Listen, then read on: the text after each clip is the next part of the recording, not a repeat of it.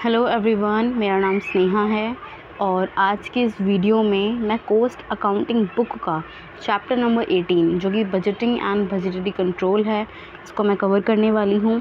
इसमें practical and theory portion दोनों चीज़ें हैं इस चैप्टर में, बट हम जो इस चैनल पे करने वाले हैं, हम जो इस वीडियो पे करने वाले हैं वो सिर्फ इसका थ्योरी पोर्शन होगा। तो बिना किसी टाइम वेस्ट के हम इसको शुरू करते हैं। सबसे पहले देखिए, जो बजटिंग एंड बजटरी कंट्रोल है, ये कुछ ऐसे टर्म्स हैं जिनको शायद ही हमने कभी सुना होगा। तो इनको पढ़ने से पहले हमें कुछ ऐसे वर्ड्स को पढ़ना पड़ेगा, ऐसे जो शब्द उनको समझना पड़ेगा जो पहले कभी ना कभी हमने कहीं ना कहीं सुने होंगे। जैसे कि बजट आपने कहीं ना कहीं सुना है, नो डाउट कभी ना कभी आपने इसको ज़रूर सुना होगा। तो जो आज की इस वीडियो है उसमें हम बजटिंग एंड बजटरी कंट्रोल से पहले क्या पढ़ेंगे, बजट पढ़ेंगे। ठीक है, तो इसमें जो हम बजट में क्या है, बजट का सबसे पहले तो मीनिंग क्या होता है और उसकी फिर कोई एक डेफिनेशन पढ़ेंगे और उसके बारे में थोड़ा बहुत जानेंगे, जिससे हमारे आगे आने वाले जो कुछ वर्ड्स और कुछ टॉपिक्स हैं वो इजीली हमारे क्या हो जाएं, क्लियर और कवर हो जाएं। देखिए, जो बजट है वो क्या होता है, एक मॉनेटरी और हम कह सकते हैं क्वांटिटेटिव रिप्रेजेंटेशन है। ठीक है, वो क्या है, एक मॉनेटरी मतलब पैसे से रिलेटेड। ठीक है, और क्वांटिटेटिव प्रेजेंटेशन है किसकी, एक बिजनेस प्लान की या फिर हम कह सकते हैं पॉलिसी की।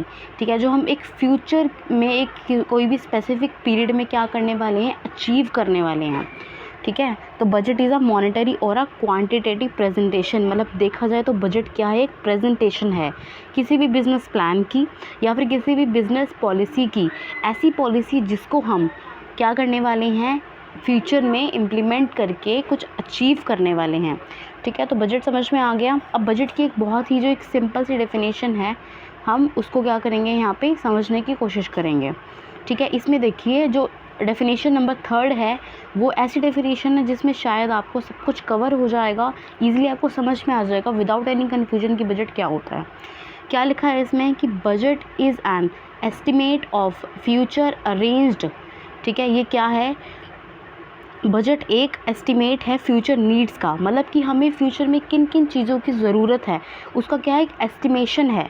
ठीक है, जिसको हम क्या करते हैं, arrange according to an orderly basis, एक ऑर्डर के बेसिस में कि पहली चीज़ कौन सी आएगी, दूसरी कौन सी आएगी, उसमें क्या करते हैं, अरेंज करते हैं बजट को। कवरिंग सम का मतलब है कि कुछ चीज़ों को, थोड़ी सी कुछ एक्टिविटीज़ को या फिर सारी की सारी एक्टिविटीज़ को, सम और ऑल एक्टिविटीज़ को यहाँ पे क्या करता है, ये कवर करता है किसी भी एंटरप्राइज़ का, वो भी एक डेफिनाइट पीरियड ऑफ टाइम के लिए। मतलब कि अगर सिंपल वर्ड्स में बोला जाए तो बजट क्या है, ये एस्टिमेशन करता है फ्यूचर नीड्स का।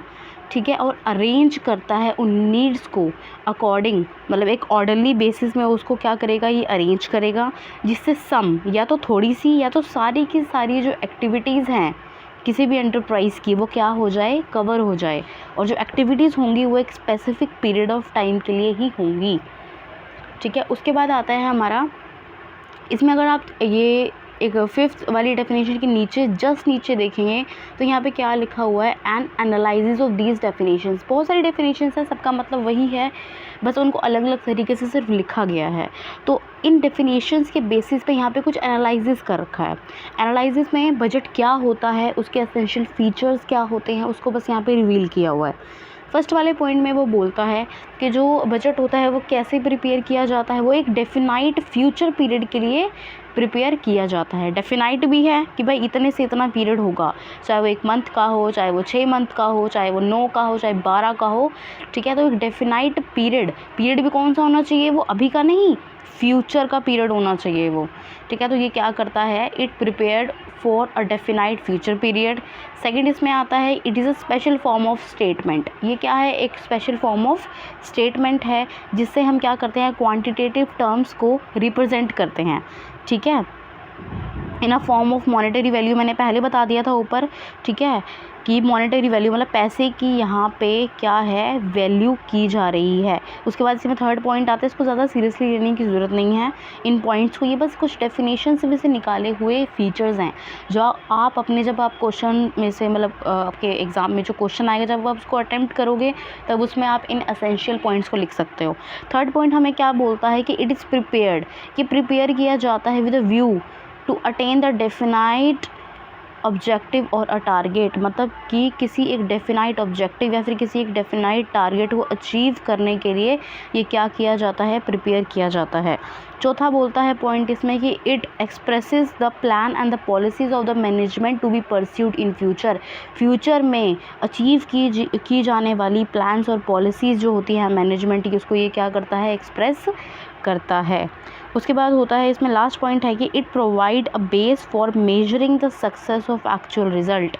एक आपने देखा होगा कि हमारे स्टैंडर्ड जो रिज़ल्ट होता है उसको हमेशा एक्चुअल से कंपेयर किया जाता है कि हमने सोचा क्या था और एक्चुअली हमारा रिज़ल्ट क्या आया है। तो वैसे ही ये क्या करता है, बजट एक टाइप से एक बेस प्रोवाइड करता है ताकि हम क्या कर सकें, मेजर कर सकें कि भाई कितनी एक्चुअल सक्सेस हमें हुई है। तो आपको आई होप आपको ये बजट है जो ये टॉपिक समझ में आ गया होगा कि बजट एग्जैक्टली होता क्या है। ये एक मॉनेटरी एंड क्वांटिटेटिव प्रेजेंटेशन है किसकी, बिजनेस के प्लान्स और पॉलिसीज़ की, जो कि हम फ्यूचर में क्या करने वाले हैं, परस्यूड या फिर अचीव करने वाले हैं। उसमें बस एक डेफिनेशन समझा दी गई है और डेफिनेशन के बेसिस पे कुछ एनालिसिस दे दिए हैं नीचे कि भाई क्या क्या फॉलोइंग एसेंशियल्स होते हैं बजट के। तो जब भी आप अपने एग्ज़ाम में क्वेश्चंस को अटेम्प्ट करोगे तो आप इस तरह से बजट के टॉपिक को लिख सकते हो। अब इसमें जो हमारी सेकंड मेन चीज़ आती है वो आती है बजटिंग। बजटिंग इसलिए मेन है क्योंकि जो हमारा चैप्टर है उसका नाम ही है बजटिंग एंड बजटरी कंट्रोल। तो बजट समझ में आ गया, अब हम ईजिली क्या कर सकते हैं, बजटिंग को पढ़ सकते हैं। तो बजटिंग क्या होता है, बजटिंग एक ना पार्ट है मैनेजमेंट प्रोसेस का। Budgeting is a part of a management process, जिसमें क्या क्या चीज़ें इंक्लूड होती हैं, हमारी बजट इंक्लूड होती है, हमारा बजट कंट्रोल इंक्लूड होता है, और वो सारी एक्टिविटीज़ जो बजट से रिलेटेड होती हैं ना, वो सारी इसमें क्या होती हैं, इंक्लूड होती हैं। इसकी डेफिनेशन नंबर फर्स्ट देखो, budgeting is a kind of future tense accounting. ये क्या है, एक फ्यूचर टेंस अकाउंटिंग है, ठीक है, जिसमें क्या होता है, फ्यूचर की सारी प्रॉब्लम्स को पहले हम एक पेपर पे मेट करते हैं। कोई एक्चुअल ट्रांजैक्शन, रियल लाइफ में कोई ट्रांजैक्शन करने से पहले, ट्रांजैक्शन पैसे की हो सकती है, कोई आपकी क्वांटिटेटिव वैल्यू हो सकती है किसी चीज़ की। तो जो एक्चुअल ट्रांजैक्शंस हैं उनको करने से पहले जब हम उन प्रॉब्लम्स को, फ्यूचर प्रॉब्लम्स को पेपर पे ही मेट कर देते हैं, एक प्लान बनाते हैं, तो उसको हम क्या बोलते हैं, यहाँ पे बजटिंग बोल सकते हैं।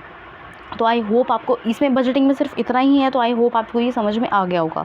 अब तक हमने सिर्फ 2 ही टॉपिक पढ़े हैं, बजट एंड बजटिंग, और आई थिंक ये आपको क्लियर हो गए होंगे। उसके बाद इसमें अब अगला आता है हमारा मीनिंग ऑफ बजटरी कंट्रोल। हमारा third and the most important इसमें जो टर्म है, जो पूरे chapter through out the chapter चलने वाली है, वो है हमारी budgetary control. Budgetary control is an important technique of control on the business activity. ये बिजनेस एक्टिविटी पे कंट्रोल पाने की एक बहुत ही इम्पॉर्टेंट क्या है, टेक्निक है, ठीक है। और ऐसी बिजनेस एक्टिविटी जिसका हमने ऑलरेडी क्या कर रखा है, बजट में प्लान बना रखा है, ठीक है, बजट में प्लान बना रखा है, ऐसी एक्टिविटीज़ को कंट्रोल करने की टेक्निक है बजटरी कंट्रोल। इसमें जो डेफिनेशन नंबर 5 है, आई थिंक आप उसको अगर पढ़ोगे तो आपको बिल्कुल क्लियर हो जाएगा कि एक्चुअली में बजटरी कंट्रोल क्या होता है। इसमें क्या बोल रखा है कि बजटरी कंट्रोल में be described as a process of finding out, ढूंढना कि what is being done and comparing actual result with a corresponding budget data. इसमें क्या होता है कि हम ये देखते हैं कि एक्चुअली में क्या किया गया है। मतलब एक होता है ना कि जब आप कोई भी चीज़ प्लान करते हो तो करने के बाद सारे स्टेप्स को फॉलो करने के बाद लास्ट में आप ये देखते हो कि रिज़ल्ट क्या आया है, जो आपने सोचा था और एक्चुअली में क्या आया है, आप उन दोनों को कंपेयर करते हो। तो बजटरी कंट्रोल में भी ऐसे ही रिज़ल्ट्स को क्या किया जाता है, आपस में कंपेयर किया जाता है। और अगर कोई डिफरेंस आता है, अगर वो डिफरेंस नेगेटिव है, तो उसके लिए क्या किया जाएगा, एक रेमेडी प्रोवाइड की जाएगी, ठीक है, और एक करेक्शन दी जाएगी कि भाई इस वजह से आपके एक्चुअल से स्टैंडर्ड में ये डिफरेंस आया है कि आपने सोचा तो ये था और हो ये गया, ऐसा क्यों हुआ, ठीक है, उसका रीज़न देना, उसकी रेमेडी देना, उसका कॉज बताना ही हमारे बजटरी कंट्रोल का काम होता है। ये मे भी कंफ्यूजिंग हो सकती है ये चीज़ बजटरी कंट्रोल वाली, लेकिन आपको कंफ्यूज नहीं होना है। ये क्या करता है, बस कंपैरिजन करता है लास्ट में आके और आपको रेमेडीज़ प्रोवाइड करता है या फिर आपको कॉज बताता है कि ऐसा डिफरेंस क्यों आया है एक्चुअल और स्टैंडर्ड रिजल्ट्स में, ठीक है। इसके बाद आपका अब ये वाला टॉपिक भी क्लियर हो गया, बजटरी कंट्रोल क्या होता है। अब इसमें जो दूसरी चीज़ आती है वो आती है डिफरेंस। डिफरेंस बहुत ज़रूरी है। डिफरेंस जैसी चीज़ें आपके एग्ज़ाम में 2 मार्क्स से लेके 16 मार्क्स के बीच में आ सकती हैं, ठीक है। तो इसमें जो बजटिंग और बजटरी कंट्रोल का एक छोटा सा डिफरेंस दिया हुआ है। डिफरेंस को कभी भी ऐसे पैराग्राफ में लिख के नहीं आना है, कोशिश करना है कि एक लाइन खींच के बीच में अगर आप कंपेयर करोगे तो देखने वाले को भी अच्छा लगेगा और आपको भी कोई कन्फ्यूजन नहीं होगी लिखते हुए कि भाई हम लिखना क्या चाहते हैं। ठीक है। तो इसमें देखो बजटिंग एंड बजटरी कंट्रोल है जो, ये क्या है, एक दूसरे से क्लोजली रिलेटेड है कहीं ना कहीं, लेकिन फिर भी इनमें कोई ना कोई डिफरेंस है, ऑब्वियस सी बात है। ठीक है। अब जिसका फर्स्ट वाला पॉइंट है, इसमें क्या बोला हुआ है कि जो बजट और बजटिंग है ना, उनका जो कंसेप्ट है ना वो बड़ा नैरो है, वो बहुत ही नैरो कंसेप्ट है। लेकिन जो बजटरी कंट्रोल है उसका जो कंसेप्ट है वो काफ़ी ज़्यादा वाइड है। ठीक है। और ऐसा बोला जाता है कि अगर बजट और बजटिंग होंगे ना तो ये दोनों तो चीज़ें ज़रूरी होती हैं, लेकिन अगर ये दोनों चीज़ें ज़रूरी ऑलरेडी हैं जो कि ज़रूरी हैं, ठीक है, इसका मतलब ये नहीं कि बजटरी कंट्रोल का होना भी ज़रूरी है। अगर बजटरी कंट्रोल नहीं होगा और बजट और बजटिंग होंगे तो भी हमारा काम क्या होगा, चल सकता है। ठीक है। तो क्या है, बजट और बजटिंग का कंसेप्ट नैरो है बट वो कहीं ना कहीं ज़रूरी है, इम्पॉर्टेंट है। और बजटरी कंट्रोल का कंसेप्ट है वाइड है, लेकिन फिर भी उसको कोई नेसेसिटी नहीं है। ठीक है, कि भाई इसको मेंटेन करना ही करना है। उसके बाद दूसरी चीज़ इसमें ये आती है कि budget are the business estimate for the future period. Budget क्या होते हैं, एक ना बिजनेस एस्टिमेट है कि भाई फ्यूचर पीरियड में हमें कैसे कैसे क्या क्या हमारी नीड्स हो सकती हैं। बजटिंग क्या होता है, उसी बजट को प्रिपेयर करने की प्रोसेस होती है। ठीक है। और जब बजटिंग कंट्रोल क्या होता है, ये बताता है कि हमने अचीविंग द इसमें क्या होता है कि हमने परफॉर्मेंस को एक्चुअल में अचीव किया भी है, जो हम करना चाहते थे अचीव वो हमसे हुआ भी है कि नहीं हुआ। ठीक है। वो क्या कौन बताता है, हमारा बजटरी कंट्रोल बताता है। फिर हमारा थर्ड एंड लास्ट पॉइंट ये आता है कि जो बजट एंड बजटिंग है ना वो हमारे प्लानिंग के पार्ट हैं, लेकिन जो बजटरी कंट्रोल है वो हमारा कहीं ना कहीं कोऑर्डिनेशन एंड कंट्रोल का पार्ट है। इसमें सबसे बड़ा डिफरेंस आप यहाँ देखो कि बजट एंड बजटिंग को यहाँ पे प्लानिंग का पार्ट बोला गया है और मैनेजमेंट की प्रोसेस में प्लानिंग है जो वो टॉप पे आता है, और बजटरी कंट्रोल को लिंक किससे किया गया है, कंट्रोल से या फिर कोऑर्डिनेशन से लिंक किया गया है, जो कि हमारा last step of the planning in the management होता है। ठीक है। तो ये भी डिफरेंस आता है। तो इन डिफरेंस को आप थोड़ा सा और वाइड करके लिख सकते हो अपने एग्ज़ाम्स में कि डिफरेंस क्या होता है बजटिंग में एंड बजटरी कंट्रोल में। उसके बाद आते हैं हमारे ऑब्जेक्टिव्स हमें देखने हैं कि भाई बजटिंग के ऑब्जेक्टिव्स क्या होते हैं। इसमें हमें दो ही टाइप के ऑब्जेक्टिव्स मिलेंगे, या तो बजटिंग के या फिर बजटरी कंट्रोल के, लेकिन कोई भी आएगा तो आप इजीली उसको लिख सकते हो। सबसे पहले हम देखेंगे बजटिंग के क्या क्या ऑब्जेक्टिव्स होते हैं। ठीक है। जैसे कि हमें पता है जो बजटिंग है वो किसका पार्ट है, हमारे मैनेजमेंट में प्लानिंग का पार्ट है, अभी मैंने पीछे पढ़ा। ठीक है। तो उसके बेसिस पे हम देखेंगे कि भाई इससे क्या क्या ऑब्जेक्टिव्स होते हैं। सबसे पहले आता है हमारा पॉलिसीज़ को और ऑब्जेक्टिव्स को यहाँ पे क्या करना, एक्सप्रेस करना। ठीक है। हमें अच्छे से पता है जो प्लानिंग जो होती है हमारी, उसमें क्या होता है, हमारा पॉलिसीज़ बनती हैं, पॉलिसीज़ फॉर्मुलेट होती हैं, हमारे प्लान्स बनते हैं। तो वैसे ही जो हमारी बजटिंग है, ठीक है, उसका पहला ऑब्जेक्टिव यही होता है कि वो पॉलिसीज़ को, ठीक है, और ऑब्जेक्टिव्स को क्या करते हैं, एक्सप्रेस करती है। ठीक है, क्वांटिटेटिव टर्म्स में। दूसरा आता है to prepare the base of the appraisal of the work performance को जब हम बनाते हैं, अप्रेजल ऑफ वर्क परफॉर्मेंस को जब हम बनाते हैं तो ये उसका एक बेस प्रिपेयर करता है। ठीक है। अब वर्क परफॉर्मेंस का मतलब क्या होता है कि भाई किस पर्सन को हमने क्या क्या रिस्पॉन्सिबिलिटीज़ और अथॉरिटीज़ दी थी, क्या उसने, उस वर्कर ने उस तरह से काम किया कि नहीं किया। ठीक है। तो उसको जो प्रिपेयर करने का बेस होता है ना, वो भी हमारा किससे आता है, बजटिंग से निकल के आता है। तीसरा इसमें आता है, ये क्या करता है, हमारे कोऑर्डिनेट करता है एडमिनिस्ट्रेटिव को, मैनेजेरियल को और ऑर्गेनाइजेशनल यूनिट्स को। ये क्या करता है, कोऑर्डिनेट करता है अच्छे से काम करने के लिए। कौन, बजटिंग। ठीक है। उसके बाद इसमें अगले पॉइंट्स और पॉइंट्स आते हैं to determine the responsibility of various departments and sub departments of the firm. Budgeting क्या करता है, ये रिस्पॉन्सिबिलिटी डिटरमाइन करता है सारे डिपार्टमेंट्स और सब डिपार्टमेंट्स की किसी भी फर्म में। ठीक है। सारे डिपार्टमेंट्स एंड सब डिपार्टमेंट्स की क्या करता है, ये रिस्पॉन्सिबिलिटीज़ को डिटरमाइन करता है कि किसकी क्या जिम्मेदारी बनती है। इसमें अगला पॉइंट आता है कि to establish the balance between the, ये क्या करता है, बैलेंस को इस्टेब्लिश करता है। अवेलेबल फंड्स, मतलब कितने फंड्स हमारे पास अवेलेबल हैं और भाई कितना हमारा खर्चा होने वाला है, उसके बीच में जो बैलेंस होता है ना, उसको ये क्या करता है, एस्टिमेट करता है। ठीक है, कि भाई क्या क्या हमारा जो बैलेंस है वो होना चाहिए। उसके बाद to develop a system of internal control as to ensure the efficiency and economy. ये क्या करता है, एक सिस्टम ऑफ इंटरनल कंट्रोल के सिस्टम को डेवलप करता है ताकि हमें अच्छी एफिशिएंसी मिले, ठीक है, कि हमारा काम अच्छे से हो, हमें प्रॉपर एफिशिएंसी हमारे काम में मिले। फिर इसका अगला पॉइंट आता है to establish the system of decentralization of the authority. जब भी हम अपने कंपनी में काम करते हैं उसमें जो डिसेंट्रलाइजेशन का सिस्टम होता है उसको इस्टेब्लिश करने में ये हेल्प करता है। अब ये जान लो कि डिसेंट्रलाइजेशन क्या होता है। जब आप अथॉरिटी और रिस्पॉन्सिबिलिटी हर एक लेवल के बंदों को इक्वली बांट देते हो, ठीक है, जब पावर किसी एक पर्टिकुलर लेवल के हाथ में नहीं होती। हमें पता है हमारे 3 लेवल होते हैं, टॉप लेवल, मिडिल लेवल और लोअर लेवल। जब सेंट्रलाइजेशन की बात करते हैं 2 टर्म्स होती हैं, सेंट्रलाइजेशन एंड डिसेंट्रलाइजेशन। सेंट्रलाइजेशन का मतलब होता है कि जो अथॉरिटीज़ है ना वो सिर्फ किसी एक या फिर टॉप मैनेजमेंट के पास है या फिर मिडिल के पास है या फिर लोअर के पास है। लेकिन डिसेंट्रलाइजेशन में ऐसा नहीं होता। अथॉरिटीज़ एंड रिस्पॉन्सिबिलिटीज़ पूरे डिपार्टमेंट पे according to their post, according to their ability बांट दी जाती हैं। तो ऐसे ही यहाँ पे डिसेंट्रलाइजेशन का जो सिस्टम है, ठीक है, उसको क्या होता है इस्टेब्लिश करने में हेल्प करता है कौन, बजटिंग।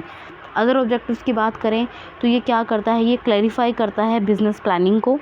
ऑफ कोर्स ये प्लानिंग का पार्ट है तो ये क्या करेगा, बिजनेस प्लानिंग को क्लैरिफाई करेगा।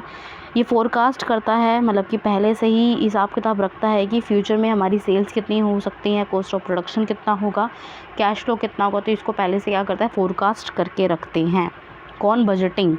उसके बाद आता है इसमें कि क्या करते हैं, अरेंजमेंट करते हैं कि एफिशिएंसी और जो वेरियस डिपार्टमेंट्स हैं, ठीक है, उनको मेजर करते हैं भाई किस डिपार्टमेंट में कितनी एफिशिएंसी ले रहा है, काम को लेकर कितनी एफिशिएंसी है और कितनी कैपेसिटी है। लास्ट इसमें ये पॉइंट आता है to make a effective control in the stock. ये क्या करता है, बेसिकली एक इफेक्टिव कंट्रोल रखता है अपने स्टॉक पे, कॉस्ट ऑफ प्रोडक्शन पे, ठीक है, और the cash of the firm में। इसमें बहुत सारे पॉइंट्स हो गए, आप कोई गिने चुने 7-8 पॉइंट्स को लर्न कर सकते हो, ठीक है, और अपने क्वेश्चंस अपने पेपर में लिख के आ सकते हो। इसके बाद अगला आता है हमारा objective of budgetary control. Budgetary control के ऑब्जेक्टिव्स बहुत सारे हैं, आप इसमें से कोई 8-9 कर सकते हो। पहला इसमें ऑब्जेक्टिव ये बोला गया है कि ये क्या करता है, पॉलिसी फॉर्मुलेशन को असिस्ट करता है। ये पॉलिसी को फॉर्मुलेट नहीं करता, मतलब कि पॉलिसीज़ को ये बनाता नहीं है, बस असिस्ट करता है, ठीक है। दूसरी चीज़ इसमें ये आती है to ensure the planning of the future by setting of the various budgets. ये क्या करता है, फ्यूचर की प्लानिंग को इंश्योर करता है कि जो हम प्लानिंग कर रहे हैं वो सही है बजट के अकॉर्डिंग कि नहीं है।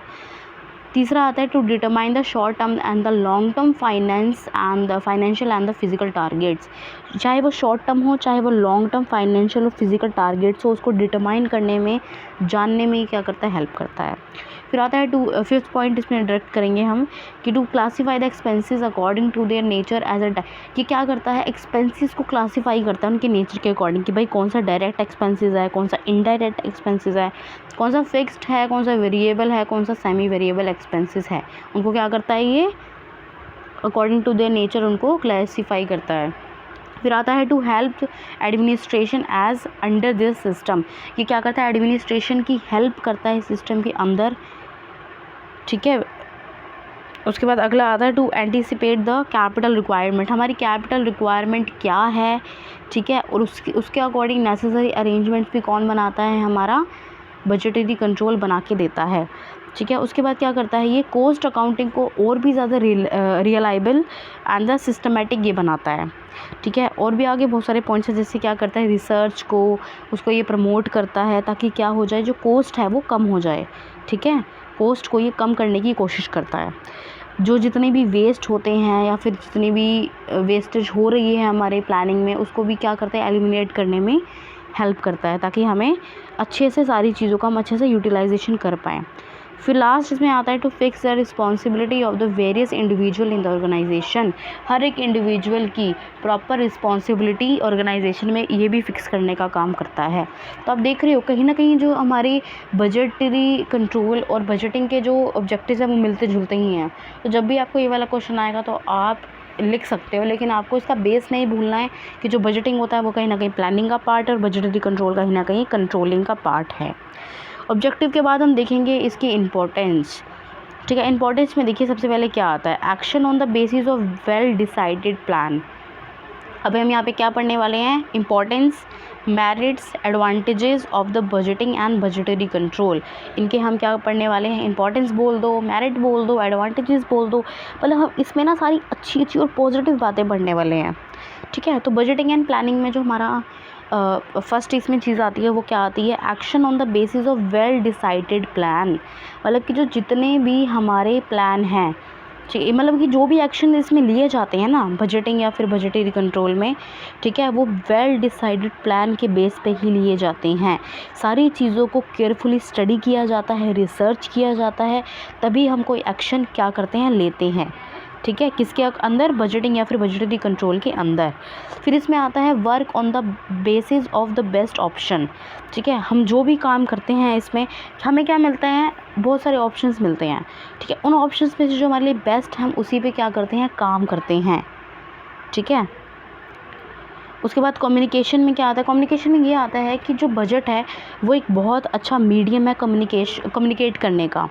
ठीक है, इसमें क्या होता है कि ये कहीं ना कहीं एक लिंक प्रोवाइड करता है टॉप मैनेजमेंट और जितने भी हमारे ऑपरेटिव्स होते हैं उनके बीच में एक लिंक प्रोवाइड करता है कि भाई हर बंदा जान पाए, अच्छे से एक दूसरे से कम्युनिकेट कर पाए, कोई भी पॉलिसीज़ को बनाने से पहले, ठीक है, उसको एग्जीक्यूट करने से पहले एक दूसरे से कम्युनिकेट कर पाए। इसलिए इसके लिए जो बजट है वो एक बहुत अच्छा, एक बहुत इम्पॉर्टेंट मीडियम है कम्युनिकेट करने का। फिर आता है ऑब्जेक्टिविटी।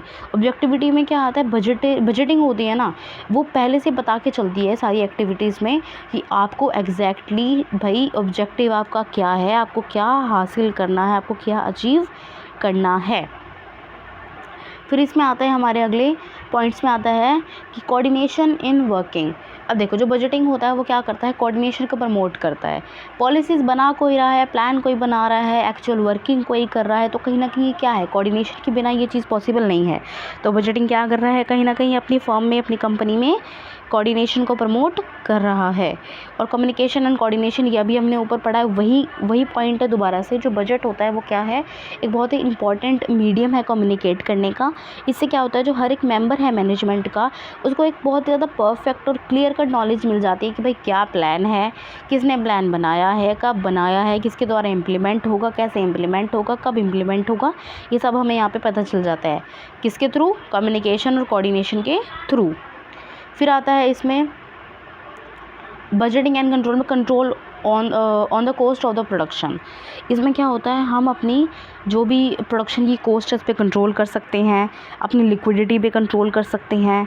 ठीक है, जितने भी हमारे कैपिटल एक्सपेंडिचर्स हैं उस पर भी हम क्या कर सकते हैं, कंट्रोल कर सकते हैं। किसकी वजह से, बजटिंग एंड बजटरी कंट्रोल का प्रॉपर यूज़ करके। फिर इसमें अगला पॉइंट आता है effective utilization of the resources. ये हेल्प करता है हमारा कि हम जितने भी हमारे पास रिसोर्सेज हैं, चाहे वो मैन हो, मटेरियल हो, मशीन हो, मनी हो, कुछ भी हो, उनको अच्छे से यूटिलाइज़ करने में क्या करता है, हेल्प करता है। उसके बाद आता है हमारा अगला point, standard of measuring performance. ये कहीं ना परफॉर्मेंस को मेज़र करने में हेल्प करता है कि भाई एक्चुअली हमने क्या सोचा था और स्टैंडर्ड हमारा क्या था, मतलब स्टैंडर्ड हमने क्या सोचा था और एक्चुअली हमारा क्या निकल के आया है। जिससे हम क्या कर सकते हैं, जितने भी डिपार्टमेंट्स हैं, जितने भी एम्प्लॉयज़ हैं, उनकी भी हम एक्चुअल परफॉर्मेंस को कंपेयर कर सकते हैं कि इन्होंने एग्जैक्टली किया क्या है। उसके बाद आता है फीलिंग ऑफ कॉस्ट कॉन्शियसनेस। इसमें क्या होता है कि भाई हम अपने जो एक्सपेंडिचर्स होते हैं ना उनको मिनिमम करते हैं, अपनी कॉस्ट को यहाँ पे हम क्या कर सकते हैं, कंट्रोल कर सकते हैं। किसकी हेल्प से, बजटरी कंट्रोल की हेल्प से। तो ये क्या हो गए, हमारे इंपॉर्टेंस हैं वो कवर हो चुकी हैं। अब अगला और लास्ट पॉइंट आता है इस वीडियो का, वो है हमारी limitations of budgeting and budgetary control.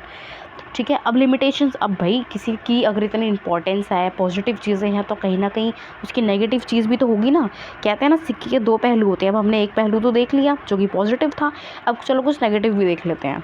इसमें आता है हमारा budgets are based on the plan estimates. ठीक है, जो बजट होते हैं ना वो किसी ना किसी एक ना प्लान पे बेस होते हैं। ठीक है, हमने देखा ये बिल्कुल मैनेजमेंट की तरह है। पहले हमने प्लानिंग करी किसी चीज़ की, उसको एग्जीक्यूट किया, फिर बाद में हमने स्टैंडर्ड से एक्चुअल को कंपेयर कर दिया। लेकिन कभी कभी क्या होता है, हम 100% एक्यूरेसी अपने प्लान्स में नहीं दे सकते, क्योंकि रियलिटी कुछ और होती है। पेपर पे जब हम कुछ लिखते हैं कुछ होता है, लेकिन जब रियलिटी होती है उसको एग्जीक्यूट करते हैं तब वो कुछ और होता है।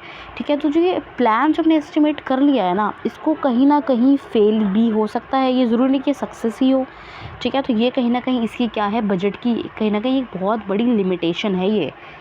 ठीक है, तो हमें हमेशा ना दोनों चीज़ों को ध्यान में लेके चलना पड़ता है। ये नहीं कि अगर हमने कोई बहुत अच्छा प्लान बनाया तो वो सक्सेस होगा ही होगा, हो सकता है कि हमें फेलियर भी फेस करना पड़ जाए।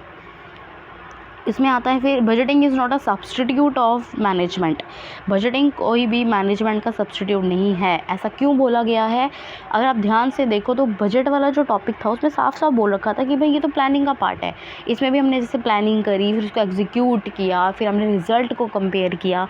और जो मैनेजमेंट होता है उसमें भी यही होता है, पहले हम प्लान करते हैं, फिर हम ऑर्गेनाइज़ करते हैं, फिर हम डायरेक्ट करते हैं सबको। ठीक है, तो वैसे फिर लास्ट में हम क्या करते हैं, उसकी कंट्रोलिंग में हम एक्चुअल से स्टैंडर्ड को कंपेयर कर लेते हैं। लेकिन कहीं ना कहीं देखा जाए तो बजटिंग कभी भी एक मैनेजमेंट का सब्स्टिट्यूट नहीं बन सकता। उसके बाद हमारा थर्ड पॉइंट इसमें ये आता है कि जो बजटिंग प्लान है, ठीक है, उसका जो ऑपरेशन है वो ऑटोमेटिक नहीं है। ठीक है, ये नहीं कि आपने बोल दिया और बस अपने आप ही हो जाएगा, ऐसा नहीं हो सकता। तो सिर्फ बजट का प्रिपरेशन करना ही काफ़ी नहीं होता। ठीक है, अगर आप सिर्फ बजट को प्रिपेयर कर दोगे तो उससे आपको बजटिंग के एडवांटेजेस नहीं मिल सकते।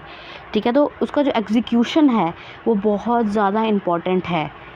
ठीक है, अगर वो अच्छे से नहीं होगा तो आपको कहीं ना कहीं प्रॉब्लम्स को फेस यहाँ पे करना पड़ सकता है। फिर आता है टाइम इफ़ेक्ट। टाइम इफ़ेक्ट में ये बोला गया है कि जब हम बजट को प्रिपेयर करते हैं तो कहीं ना कहीं वो थोड़ा बहुत टाइम तो लेता ही है, कि भाई टाइम तो लगेगा ही बजट को प्रिपेयर करने में। इस पीरियड के बीच में मान लो आपने 10 से 15 दिन लिए या फिर 1 महीना लिया आपने बजट को प्रिपेयर करने के लिए अच्छे से, लेकिन अगर इस महीने में कहीं ना कहीं कोई चेंजेस हो गए एक्सटर्नल या फिर इंटरनल गवर्नमेंट पॉलिसीज़ में, नेचर ऑफ द बिज़नेस, बाहर कहीं कुछ प्रॉब्लम हो गई मार्केट में या कुछ भी मान लो, अगर कुछ भी चेंजेस हो जाते हैं तो इसकी वजह से क्या होगा, जो आपने 1 महीने तक उस बजट को बनाने में मेहनत करी है वो सारी आपकी वेस्ट हो जाएगी। ठीक है, तो कहीं ना कहीं टाइम इफ़ेक्ट बहुत ज़्यादा इम्पॉर्टेंट है और ये बहुत बड़ी लिमिटेशन है किसकी, हमारी बजटिंग और बजटरी कंट्रोल की।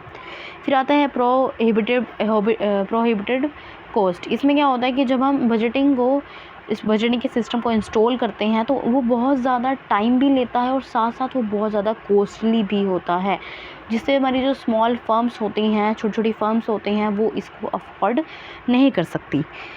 उसके बाद हमारा अगला पॉइंट आता है इफेक्ट ऑफ चेंजिंग कंडीशन। ये ऊपर भी मैंने अभी बताया कि अगर मान लो कोई एक्सटर्नल या फिर इंटरनल चेंजेस हो रहे हैं एनवायरनमेंट में, तो उससे क्या होगा, आपको कहीं ना कहीं आपके जो बजट का जो टारगेट है हो सकता है वो फुलफ़िल ना हो पाए और आपको प्रॉब्लम फेस करनी पड़ सकती है।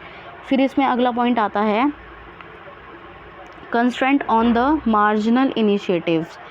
ठीक है, इसमें ये बोला गया है कि जो बजटरी कंट्रोल है may serve as a constraint on the marginal initiative because every executive try to achieve the budgeted target only। हाँ, इसमें ये बोला गया है इस पॉइंट में कि कहीं ना आप जो मैनेजरियल इनिशिएटिव्स होते हैं ना उस पर कहीं ना कहीं एक ना रोक लगा दी गई है, कहीं ना कहीं उनकी एक ना हद तय कर दी गई है। फॉर एग्जांपल हमने बजटरी कंट्रोल में ये बजटिंग कंट्रोल में हमने ये देखा कि जब हम बजट को प्रिपेयर करते हैं तो हमने उसमें ना एक ऑब्जेक्टिव या फिर एक टारगेट सेट कर दिया कि भाई हमें तो ये ही अचीव करना है। हो सकता है हमारे मैनेजमेंट में कुछ ऐसे बंदे हों जो उस टारगेट से भी आगे जाके काम कर सकते हैं, लेकिन हमने क्या कर दिया, एक हद तय कर दी कि भाई आप इतना ही क्या करोगे, इतनी ही अचीवमेंट, आप इतना ही टारगेट को अचीव करोगे, जिसकी वजह से जो उनकी जो इफ़ेक्टिवनेस है उनके काम की, ठीक है, जो उनका इनिशिएटिव है, हम उस पर क्या कर रहे हैं, एक रोक लगा रहे हैं, कहीं ना कहीं हम उसको एक लिमिट में, एक हद में बांध के रख रहे हैं। तो ये भी एक बहुत बहुत इम्पॉर्टेंट पॉइंट है। ठीक है, एक बहुत अच्छी लिमिटेशन है, इसको प्लीज़ याद रखना। उसके बाद आएगा conflict among the function executive. इसमें यही हो सकता है कि भाई आपस में कोऑर्डिनेशन ना बने आपके मैनेजमेंट में, आपके जो फंक्शनल एग्जीक्यूटिव्स हैं उसमें हो सकता है कि कोई ना कोई लड़ाई झगड़ा हो जाए या फिर कॉन्फ्लिक्ट्स हो जाएँ, तो उस सिचुएशन में आपको बहुत ज़्यादा नुकसान फेस करना पड़ सकता है। इसका एक ही सोल्यूशन है कि आपके जो भी आप एग्जीक्यूटिव्स हैं आपके, वो एक टीम स्पिरिट के साथ काम करें। तो ये थी हमारी last limitation. Budgeting and budgetary control के। आई होप आपको मेरी वीडियो पसंद आई होगी। Like share and subscribe guys please. And आगे की और नोटिफिकेशंस के लिए आप मेरे चैनल को सब्सक्राइब करें, बेल आइकन को दबाएं। इसका पार्ट सेकंड है वो जल्दी आएगा।